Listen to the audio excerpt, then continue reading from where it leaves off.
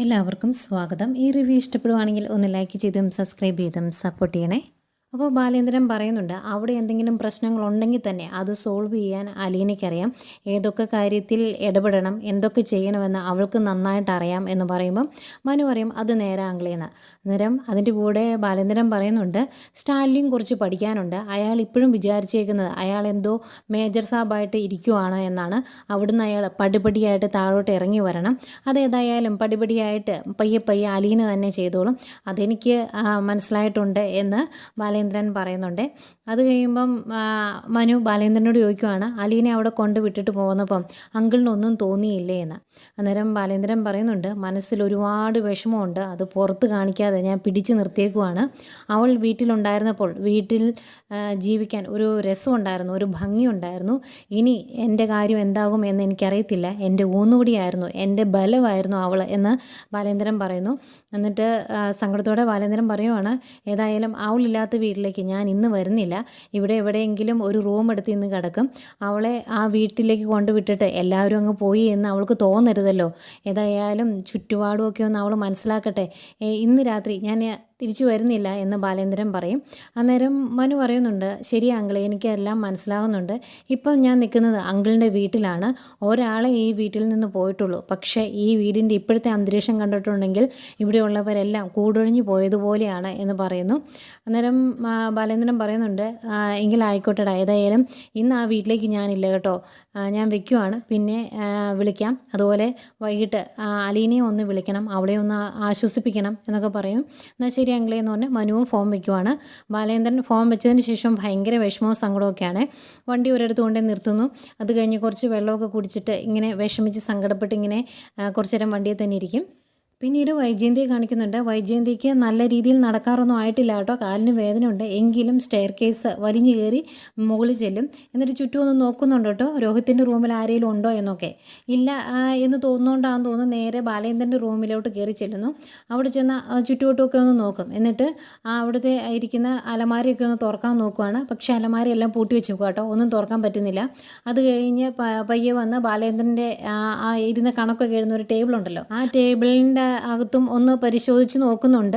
അന്നേരം ഒന്നും കിട്ടുന്നില്ല. അത് കഴിഞ്ഞ് ലാപ്ടോപ്പ് എടുക്കും. ലാപ്ടോപ്പ് എടുത്തിട്ട് എന്തൊക്കെയോ പരിശോധിക്കുവാണ്. അന്നേരമാണ് ആ റൂമിലേക്ക് രോഹിത്ത് വരുന്നത്. അമ്മ എന്താ ഈ റൂമിൽ എന്ന് ചോദിക്കും. അതിനെന്താ എനിക്ക് ഈ റൂമിൽ വരാൻ മേലെ എന്ന് ചോദിക്കുമ്പം, ഇത് അച്ഛൻ്റെ റൂമല്ലേ, അച്ഛൻ്റെ റൂമിലേക്ക് അമ്മ വരാറില്ലല്ലോ, ആ സ്ഥിതിക്ക് അച്ഛനില്ലാത്തപ്പം ഈ റൂമിൽ കയറുന്നത് അത്ര ശരിയല്ലല്ലോ എന്ന് പറയുമ്പം, എന്താണ് ഞാൻ എൻ്റെ ഈ റൂമിൽ കയറിയാൽ പ്രശ്നം, എൻ്റെ ഭർത്താവിൻ്റെ റൂമിലല്ലേ ഞാൻ കയറിയത് എന്ന് ചോദിക്കും. അന്നേരം രോഹിത്ത് പറയുന്നുണ്ട്, അച്ഛൻ്റെ റൂമല്ലേ ഇത്, അച്ഛൻ്റെ റൂമിൽ പെർമിഷൻ ചോദിച്ചിട്ട് കയറണം. അമ്മ എന്താ ഇങ്ങനെ പമ്മി എന്തോ കള്ളത്തരം കാണിക്കുന്ന പോലെ എനിക്ക് അങ്ങനെ ഫീൽ ചെയ്തു എന്ന് പറയും. അപ്പോഴത്തേക്കും റൂമിലേക്ക് മനുവും വരും. എന്താ രോഹിത്തെ കാര്യം എന്ന് ചോദിക്കുമ്പോൾ, അല്ല മനുവേട്ട, അമ്മ ഈ റൂമിൽ കയറി ചുറ്റിക്കറങ്ങി നിന്നിട്ട് എന്തൊക്കെയോ ചെയ്യുന്നു, എന്തൊക്കെയോ കള്ളത്തരം ചെയ്യുന്ന പോലെ എനിക്ക് തോന്നി എന്ന് പറയുമ്പം മനു ചോദിക്കും, ഇതെന്താ ആൻറ്റി ഈ കാണിക്കുന്നത്, ഇത് മോശമല്ലേ, ഇത് അങ്കിളുടെ റൂമല്ലേ, പെർമിഷൻ ചോദിച്ചിട്ട് കയറുന്നതല്ലേ നല്ലത് എന്നൊക്കെ ചോദിക്കുമ്പം, നീയൊക്കെ എന്നത് ഈ വിചാരിച്ചേക്കുന്നത്, ഞാൻ കയറിയത് എൻ്റെ ഭർത്താവിൻ്റെ റൂമിലാണ്, അതിൻ്റെ കാരണമൊക്കെ ഞാൻ ഇനി നിങ്ങളെ ബോധിപ്പിക്കണോ, അതിൻ്റെ ആവശ്യം എന്താണ് എന്നൊക്കെ ചോദിക്കുമ്പോൾ, എന്നതാണെങ്കിലും ഇത് ഇത്തിരി ചീപ്പായി പോയി എന്ന് പറയും മനു. അന്നേരം വൈജയന്തി മനുവിനോട് ചോദിക്കുവാണ്, അത് ചോദിക്കാൻ നീ ആരാ, ഞാൻ ഇവിടെ എന്തെങ്കിലും ചെയ്യുന്നുണ്ടെങ്കിൽ അതെൻ്റെ ഭർത്താവിനെയും മക്കളെയും ബോധ്യപ്പെടുത്തിയാൽ മതി, ഇതൊക്കെ ചോദിക്കാൻ നിനക്ക് എന്താ അവകാശം എന്ന് ചോദിക്കുമ്പോൾ, ഞാനൊന്നും ചോദിക്കുന്നില്ല എന്ന് മനു പറയും. അപ്പോഴത്തേക്കും വൈജയന്തി പോയി ആ ലാപ്ടോപ്പ് എടുത്തുകൊണ്ട് വരുവേ. എന്നിട്ട് അത് കൈ പിടിച്ചുകൊണ്ട് എന്തോ കണ്ടുപിടിച്ചതുപോലെ ഇങ്ങനെ പറയുവാണ്, അതെ, ഇത് കണ്ടുപിടിക്കാൻ വേണ്ടിയാണ് ഞാൻ ഇങ്ങോട്ട് വന്നത്, ഇതായിരുന്നു എനിക്ക് അറിയേണ്ടത്, അവൾക്ക് ഇവിടുന്ന് എന്തൊക്കെ വാരിക്കോരി കൊടുത്തിട്ടുണ്ട് എന്ന് എനിക്ക് അറിയണമായിരുന്നു, അത് ഞാൻ അറിഞ്ഞു, അതുകൊണ്ട് തന്നെ ഇനി എന്താ ചെയ്യേണ്ടതെന്ന് എനിക്ക് നന്നായിട്ട് അറിയാം, ഇതിന് ഞാൻ ഉത്തരം പറയിച്ചിരിക്കും എന്ന് പറഞ്ഞിട്ട് ആ ലാപ്ടോപ്പ് എടുത്തുകൊണ്ട് അങ്ങ് പോവാം കേട്ടോ. അന്നേരം ഇങ്ങനെ ആകെ വിഷമിച്ച് നോക്കി നിൽക്കുന്നുണ്ട് രോഹിത്ത്. ഏതായാലും റൂമിൽ നിന്ന് പുറത്തേക്ക് ഇറങ്ങിയിട്ട് മനു പറയുന്നുണ്ട്, ഇതൊരു നടക്ക് പോകുമെന്ന് തോന്നുന്നില്ല എന്ന്. അന്നേരം എന്ത് ചെയ്യാനാ എന്നിങ്ങനെ രോഹിതും പറയുന്നുണ്ട്.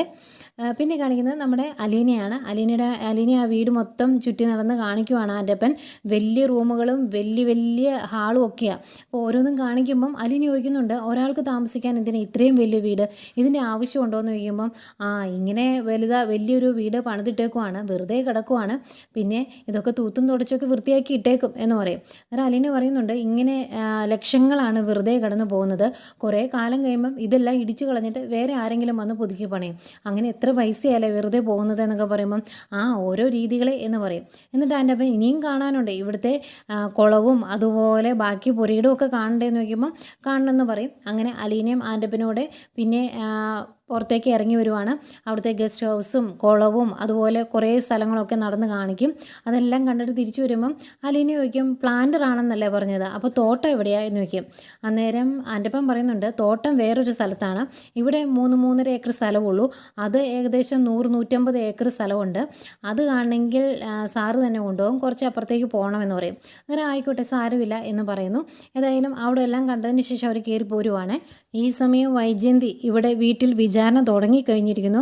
വൈജയന്തി പറയുവാണ് അവൾക്ക് ഈ വീട്ടിലെ വെറും വേലക്കാരിയായിരുന്ന അവൾക്ക് കൊടുത്തേക്കുന്നത് 12.5 പവൻ സ്വർണവും 17,000 രൂപയുടെ ഡ്രസ്സുകളുമാണ്. അതിൻ്റെ തെളിവുകളാണ് ഇതെല്ലാം, നിങ്ങൾ കണ്ടല്ലോ, നിങ്ങൾക്കിപ്പം ഇത് മനസ്സിലായില്ലേ എന്ന് ചോദിക്കുന്നു. അന്നേരം ബബിത പറയും അതെ ഞങ്ങൾക്ക് മനസ്സിലായി, അതിനെന്താ കുഴപ്പം എന്ന് ചോദിക്കുമ്പം ഒരു കുഴപ്പവും ഇല്ലേ, 12.5 പവൻ എന്ന് പറയുമ്പോൾ ഏകദേശം 15 ലക്ഷം രൂപയാണ്, അത്രയും പൈസ അവൾക്ക് കൊടുക്കേണ്ട ആവശ്യം എന്തായിരുന്നു, അതെനിക്ക് മനസ്സിലായില്ല എന്നൊക്കെ പറയുമ്പം ബബിത പറയുന്നുണ്ട് അമ്മ എന്തിനാ ഇത് ഏതാണ്ട് കളത്തരം കാണിച്ച പോലെയൊക്കെ എടുത്തു പറയുന്നത്, ഇതെല്ലാം ഞങ്ങളെ കാണിച്ചിട്ടാണ് അച്ഛൻ അലീന ചേച്ചിക്ക് കൊടുത്തത്, അതുകൂടാതെ ഇതെല്ലാം ചേച്ചിക്ക് ഇടിച്ചു കൊടുത്ത് ചേച്ചീനെ ഒരുക്കി ഇവിടുന്ന് പറഞ്ഞയച്ചത് ഞങ്ങളാണ്, പിന്നെ അമ്മ ഇതിപ്പോൾ പൊക്കി കാണിക്കേണ്ട കാര്യമൊന്നും ഇല്ല എന്ന് പറയുന്നു.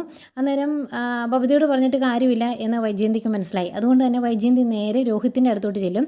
എന്നിട്ട് രോഹിത്തിനോട് ചോദിക്കും എടാ ഇത്രയും പൈസ നിൻ്റെ അച്ഛൻ അവൾക്ക് കൊടുത്തു, വെറും വേലക്കാരിയായ അവൾക്ക് ഇതൊക്കെ കൊടുത്തത് ശരിയാണ് എന്ന് നിനക്ക് തോന്നുന്നുണ്ടോ എന്ന് ചോദിക്കും. അന്നേരം രോഹിത് പറയുന്നുണ്ട് അതിലൊരു ശരിയേടും ഞാൻ കാണുന്നില്ല, 12.5 പവൻ മേടിച്ച സ്ഥിതിക്ക് ഒരു 2.5 പവനോട് കൂട്ടി ഒരു 15 പവൻ അങ്ങ് മേടിക്കായിരുന്നു, അതായിരുന്നു ശരിക്കും നല്ലത് എന്നിങ്ങനെ പറയുവാണ് രോഹിത്. അന്നേരം എടാ നീ എന്നെ ഈ പറഞ്ഞു വരുന്നത് ഇതൊക്കെ നമ്മൾ അനുഭവിക്കേണ്ട പൈസയാണ്, അത് അവൾക്ക് കൊടുക്കേണ്ട ഒരാവശ്യവും ഇല്ല എന്ന് പറയും. അന്നേരം അമ്മ എന്നെ ഈ പറയുന്നത് എന്ന് പറഞ്ഞാൽ രോഹിതിന് അതങ്ങ് ഇഷ്ടപ്പെടുന്നില്ലേ. അന്നേരം വൈജയന്തി മനുവിൻ്റെ അടുത്തേക്ക് ചെല്ലും. എന്നിട്ട് നിനക്ക് എന്താടാ പറയാനുള്ളതെന്ന് ചോദിക്കുമ്പോൾ എനിക്കൊന്നും പറയാനില്ല, ഇതിപ്പം വളരെ കുറഞ്ഞു പോയി, ഇവിടുന്ന് കല്യാണം കഴിപ്പിച്ച് വിടേണ്ടതായിരുന്നു, അതായിരുന്നു ശരിയായ രീതി എന്ന് പറയുമ്പം ബബിത പറയുന്നുണ്ട് അങ്ങനെ കല്യാണം കഴിപ്പിച്ച് വിടുമ്പോൾ എനിക്കൊരു 100 പവൻ വേണ്ടി വരുമെന്ന്. അന്നേരം കൃഷ്ണമോൾക്ക് 50 പവൻ വേണ്ടി വരും.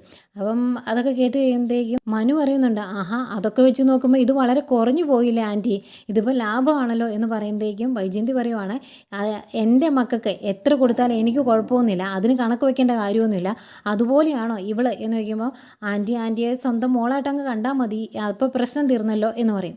അന്നേരം വൈജയന്തി എൻ്റെ സ്വന്തം മോളായിട്ട് കാണാനോ, അങ്ങനെ വേറെയും ഇഷ്ടം പോലെ പെണ്ണുങ്ങളുണ്ട്, അതുങ്ങളെയെല്ലാം എൻ്റെ മോളായിട്ട് കാണാൻ പറ്റുമോ, അതൊന്നും നടക്കുന്ന കാര്യമല്ലല്ലോ എന്നിങ്ങനെ പറയുമ്പം എൻ്റെ പൊന്നാൻറ്റി ഇതൊന്നും പറഞ്ഞിട്ട് കാര്യമൊന്നുമുള്ള കാര്യമല്ല, ആൻറ്റിയുടെ കാര്യം നോക്കുക, അതായിരിക്കും നല്ലത് എന്ന് പറയും. അന്നേരം വൈജയന്തി പറയുന്നുണ്ട് ഇതിപ്പം വെറുതെ വിടാൻ ഞാൻ ഉദ്ദേശിച്ചിട്ടില്ല എന്ന്. അന്നേരം ബബിത ചോദിക്കും അമ്മ ഇങ്ങോട്ട് വന്നത് അച്ഛനുമായിട്ട് നേരാവണ്ണം ഒരുമിച്ച് ജീവിക്കാമെന്നുള്ള ഉദ്ദേശത്തിലല്ലേ, അതല്ലേ അമ്മയുടെ ഉദ്ദേശം എന്ന് ചോദിക്കുമ്പം അങ്ങനെയൊക്കെ ഉദ്ദേശമുണ്ട്, പക്ഷേ ഇതിനെല്ലാം എനിക്ക് ഉത്തരം കിട്ടിയാൽ മാത്രമേ അങ്ങനെ ഒരു ജീവിതം ഉണ്ടാവുകയുള്ളൂ എന്ന് പറയുമ്പം മനു പറയുന്നുണ്ട് എങ്കിലൊരു കാര്യം ചെയ്യുക, ആൻറ്റി പോയി ചോദിക്കേ, എന്നിട്ട് കിട്ടുന്നതല്ല ആൻറ്റി തന്നെ അങ്ങ് മേടിച്ചോ എന്ന് പറയുമ്പം വൈജയന്തി പറയുന്നുണ്ട് ചെയ്യും, ഈ കാണിച്ചതിനെല്ലാം ഉത്തരം ഞാൻ പറയിക്കും, എന്തിനാണ് 15 ലക്ഷം രൂപയുടെ സ്വർണവും ഇത്രയും ഡ്രസ്സും ഒക്കെ അവൾക്ക് മേടിച്ചു കൊടുത്തത്, എന്ത് സേവനത്തിൻ്റെ പേരിലാണെന്ന് എനിക്ക് അറിയണമെന്ന് പറയുമ്പോൾ മനു പറയുന്നുണ്ട് അവൾ ഇവിടെ ചെയ്ത സേവനത്തിൻ്റെ പേരിൽ തന്നെയാണ് അങ്കിൾ ഇതൊക്കെ ചെയ്തത് എന്ന്.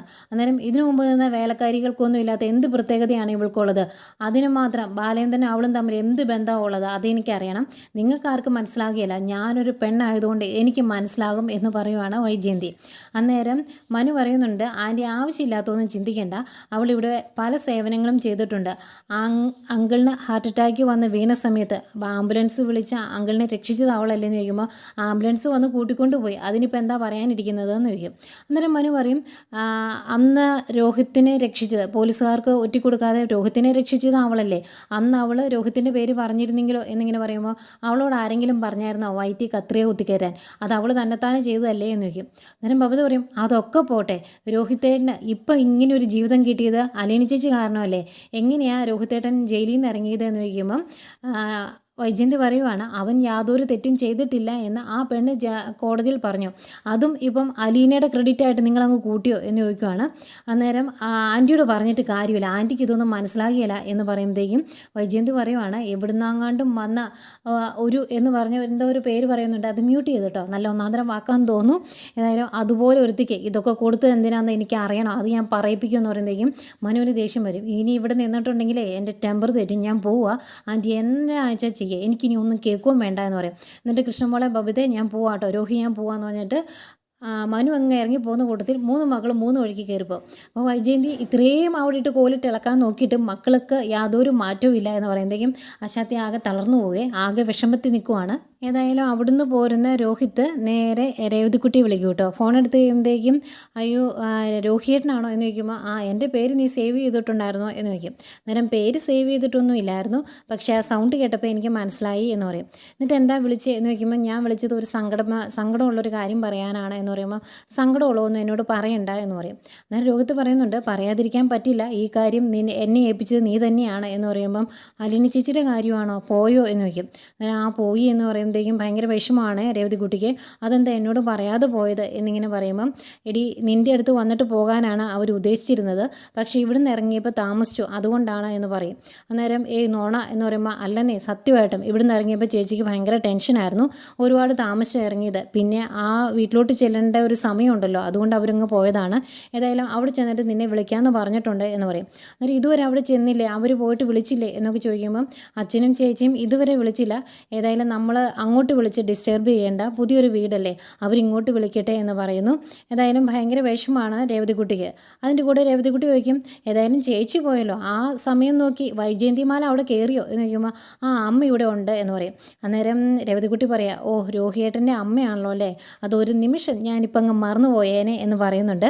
എന്നിട്ട് രോഹിയോട് ചോദിക്കുന്നുണ്ട് എന്താ രോഹിയേട്ടന് അങ്ങനെ വിഷമമൊന്നുമില്ല അലീന ചേച്ചി പോയതുകൊണ്ട്, നിങ്ങൾക്ക് എല്ലാവർക്കും സന്തോഷമാണോ എന്ന് ചോദിക്കുമ്പം രോഹിത് പറയുന്നുണ്ട് എല്ലാവർക്കും നല്ല വിഷമമാണ്, എനിക്കും വിഷമമുണ്ട്, പക്ഷേ എൻ്റെ വിഷമമൊന്നും ഞാൻ ആരുടെ മുമ്പിലും പറയാറുമില്ല കാണിക്കാറുമില്ല എന്ന് പറയുമ്പം വിഷമമൊക്കെ എന്നോട് പറഞ്ഞു, നന്നായിട്ട് വിശ്വസിക്കാൻ പറ്റുന്ന ആളാണ് ഞാൻ എന്ന് പറയുമ്പം നിന്നോട് ഞാൻ അങ്ങനെയൊന്നും പറയില്ല എന്ന് പറയും. അന്നേരം രോഹിത്തിനോട് രേവതി പറയുവാണ് അതേ അലീന ചേച്ചിക്ക് പോലും എന്നെ നല്ല വിശ്വാസമാണ്, നിങ്ങളുടെ കുടുംബത്തെ ചുറ്റിപ്പറ്റിയുള്ള കുറേ രഹസ്യങ്ങളൊക്കെ എനിക്ക് അറിയാമെന്ന്. അന്നേരം രോഹിത് ഇങ്ങനെ സംശയിച്ച് നിന്നിട്ട് അങ്ങനെ അറിയാമെങ്കിൽ ഒരു കാര്യം നീ പറഞ്ഞേ എന്ന് പറയുവാണ്. അന്നേരം രേവതിക്കുട്ടി പറയും അങ്ങനെ ഇപ്പം പറയുന്നില്ല, ഞാൻ ഫോൺ വയ്ക്കുവാന്ന്. അങ്ങനെ ഫോൺ വെച്ചിട്ട് പോകും രേവതിക്കുട്ടി. അന്നേരം ഇങ്ങനെ സംശയിച്ചിങ്ങനെ ആലോചിച്ചിരിക്കുന്ന രോഹിത്തിനെ കാണിക്കുന്നുണ്ട് കേട്ടോ. അതിനുശേഷം അലീനയാണ് കാണിക്കുന്നത്. അലീന എല്ലാവരും ഒന്ന് ചുറ്റിക്കറങ്ങി കണ്ടതിന് ശേഷം അവിടുത്തെ അടുക്കളയിലേക്ക് ചെല്ലുന്നു. അന്നേരം പൗലൂസ് അവിടെ ഓരോന്ന് ചെയ്തുകൊണ്ടിരിക്കുവാണ്. അന്നേരം എന്താ കുഞ്ഞേ വേണ്ടേ, എന്തെങ്കിലും കഴിക്കാനോ കുടിക്കാനോ വേണോ എന്ന് ചോദിക്കുമ്പോൾ ഒന്നും വേണ്ട, എല്ലാവരും കണ്ട് വന്നപ്പോൾ ഇവിടെയും കൂടെ കയറിയെന്നേ ഉള്ളൂ എന്ന് പറയും. അന്നേരം പൗലൂസ് പറയുന്നുണ്ട് ഇങ്ങോട്ട് അടുക്കളയിലേക്ക് ആരും വരാറില്ല, എന്തെങ്കിലും വേണമെങ്കിൽ തന്നെ പൗലൂസേ എന്നൊരു വിളി വരും, ചിലപ്പോൾ അതും കാണാറില്ല, ഇവിടെ എല്ലാത്തിനും ഒരു ചിട്ടയുണ്ട്, അതുകൊണ്ട് പ്രത്യേകിച്ച് വിളിക്കേണ്ട കാര്യമൊന്നുമില്ല, എല്ലാം കറക്റ്റായിട്ട് ചെയ്തോണം, തെറ്റിയിട്ടുണ്ടെങ്കിൽ പിന്നെ നോക്കണ്ട എന്ന് പറയുമ്പോൾ അത്രയ്ക്കും കർക്കശക്കാരനാണോ എന്ന് ചോദിക്കുമ്പോൾ ആണോന്നോ ഇനി കുഞ്ഞ് കാണാനിരിക്കുന്നല്ലേ ഉള്ളൂ എന്ന് ചോദിക്കും. എന്നിട്ട് ചോദിക്കും കുഞ്ഞിൻ്റെ ശരിക്കും നാട് എവിടെയാണ് എന്ന്. പാലായിലാണോ എന്ന് ചോദിക്കുമ്പം ശരിക്കും നാട് അവിടെയൊന്നുമല്ല, ശരിക്കും പറഞ്ഞിട്ടുണ്ടെങ്കിൽ സ്നേഹസദനം എന്ന് പറയുന്ന ഒരു ഓർഫനേജാണ് എൻ്റെ വീട് എന്ന് പറയുമ്പം അപ്പോൾ പാലായിൽ ആരാ എന്ന് ചോദിക്കും. പാലായിൽ നിന്ന് കൂടെ വന്നത് ആരാന്നോട് ചോദിക്കുമ്പം അതെൻ്റെ അച്ഛനാണ് എന്ന് പറയുവേ. അന്നേരം അച്ഛനോ എന്നിങ്ങനെ പറഞ്ഞിട്ടിങ്ങനെ സംശയിച്ച് നിൽക്കുന്ന പൗലൂസിനെ കാണിച്ചുകൊണ്ടാണ് ഇന്നത്തെ കഥ തീരുന്നത്.